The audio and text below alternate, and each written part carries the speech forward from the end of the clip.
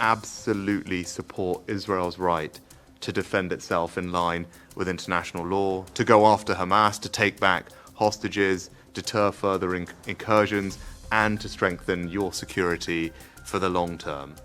Now, I know that you are taking every precaution to avoid harming civilians, in direct contrast to the terrorists of Hamas, which seek to put civilians in harm's way. Recognize that the Palestinian people are victims of Hamas too.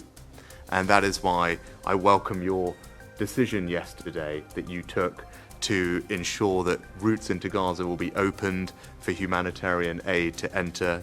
I'm glad that you made that decision. We will support it. We're increasing our aid to the region, and we will look to get more support to people.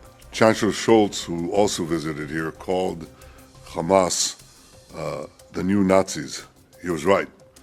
You fought the Nazis 80 years ago, resolutely, and the entire world supported your action. President Biden called Hamas worse than ISIS. He's right too. Hamas are the new Nazis, they're the new ISIS, and we have to fight them together, just as the world, the civilized world, united to fight the Nazis and united to fight Hamas. It must together now stand with Israel as we fight and defeat Hamas. We have here two forces. One is an axis of evil led by Iran through Hezbollah, Hamas, and others that want to bring back the Middle East to the Middle Ages, to an age of bondage and war and slavery and annihilation. And the other force is the forces of progress and humanity that want to push the Middle East into a world of peace and prosperity. We are on the cusp of expanding that peace, and destroying that move was one of the reasons why this action was taken. We have to resist it, and we have to win. Above all, we have to win.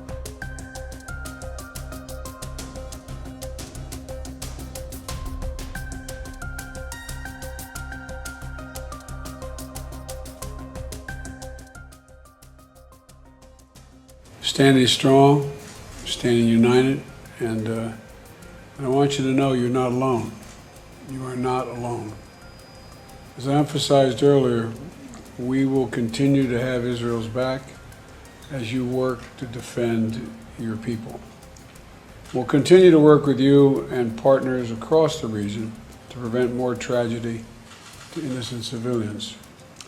75 years ago, your founders declared that this nation would be one based, quote, based on freedom, justice, and peace. Based on freedom, justice, and peace. The United States stands with you in defense of that freedom, in pursuit of that justice, and in support of that peace. Today, tomorrow, and always, we promise you. This will be a different kind of war because Hamas is a different kind of enemy. While Israel seeks to minimize civilian casualties, Hamas seeks to maximize civilian casualties. Hamas wants to kill as many Israelis as possible and has no regard whatsoever to Palestinian lives. Every day, they perpetrate a double war crime, targeting our civilians while hiding behind their civilians, embedding themselves in the civilian population and using them as human shields. We've seen the cost of this terrible double war crime against humanity that Hamas is perpetrating in the last 11 days. As Israel legitimately targets terrorists, civilians are unfortunately harmed. I know the whole House will have been shocked by the scenes at Al Ali Hospital. Any loss of innocent life is a dreadful tragedy, and everyone will be thinking both of those who have lost their lives and the families that they leave behind. We should not rush to judgment before we have all the facts on this awful situation. Every member will know that the words we say here have an impact beyond this House. This morning, I met with the National Security Advisor, but also the chair of the Joint Intelligence Committee. I can tell the honourable gentleman our intelligence services have been rapidly analysing the evidence to independently establish the facts. We are not in a position at this point to say more than that, but I can tell him we are working at pace, but also cooperating and collaborating with our allies on this issue as we look to get to the bottom of the situation, and we will also continue all our efforts to get humanitarian aid into the region.